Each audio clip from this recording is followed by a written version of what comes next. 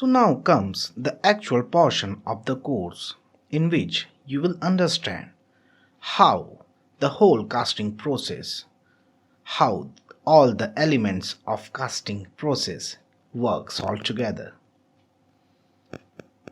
So for the same, here is the diagram of the gating system.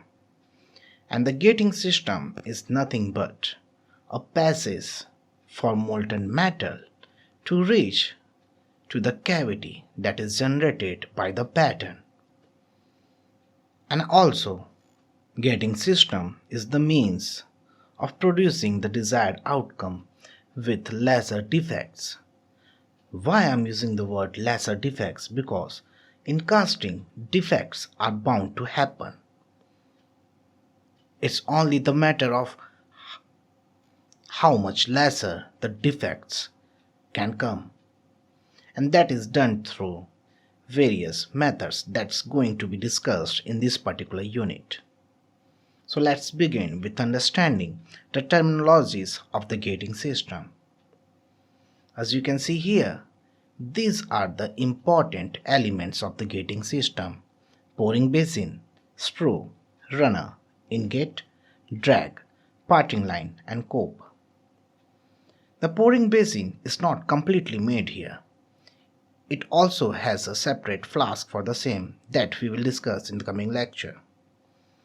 And the purpose of the pouring basin is to pour the melted metal inside the mold and ultimately to the cavity, in which the sprue and runner facilitates the flow of the molten metal in the most favorable way.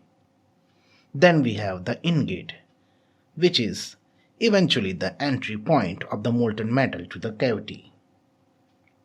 Next is the riser, which is in fact the reservoir, the standby reservoir which fights or basically counters the shrinkage allowance, the pattern allowances and all.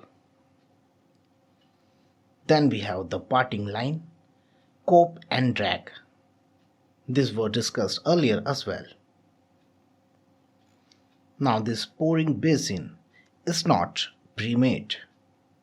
It is made after the mold has been completed.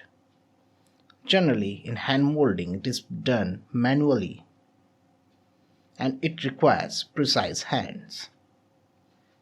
And as I told earlier, it acts as the reservoir for molten metal and it provides the passage of the molten metal towards the cavity. Next we have the sprue. It is that casting element through which molten metal flows after pouring. If you can see clearly here, it is tapered, it is not straight.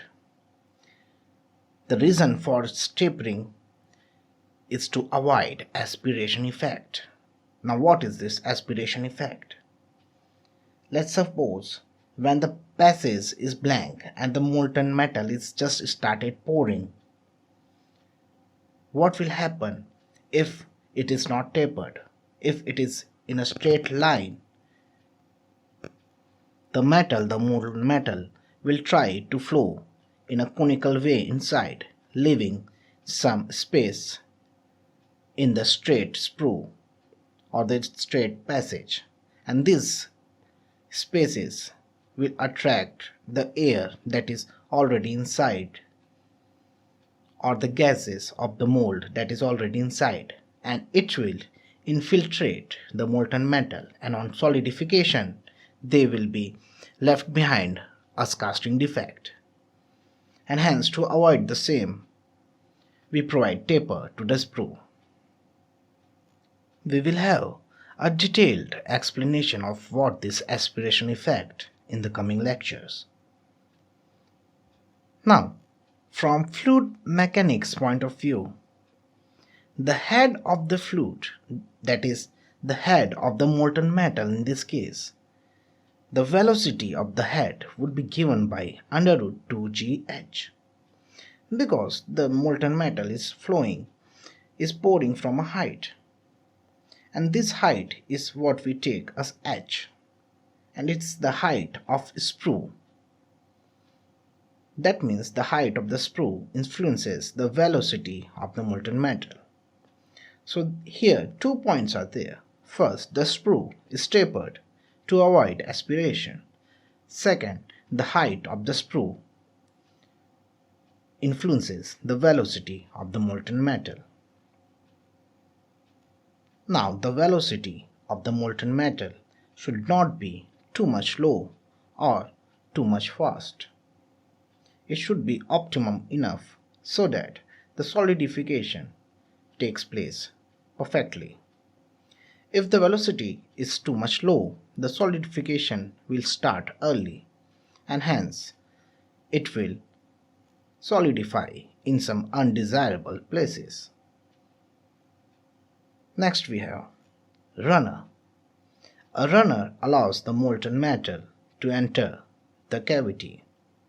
It is basically a horizontal channel which connects the sprue with the ingot, and the ingot was the entry of the molten metal to the cavity. Now this runner is commonly made trapezoidal in cross section, and without the runner a major casting defect can take place, that is called sand erosion. That means deposit of sand right below the sprue. Then we have the ingot. It's the last point where molten metal enters the cavity. So you can consider the ingot as the last point in the gating system. Next comes the riser, a very important casting element. It is also known as feed, and as the name feed, it feeds the cavity with molten metal. It is meant to compensate for the liquid and solidification shrinkage that is bound to take place during the casting process. We also call it as a standby reservoir.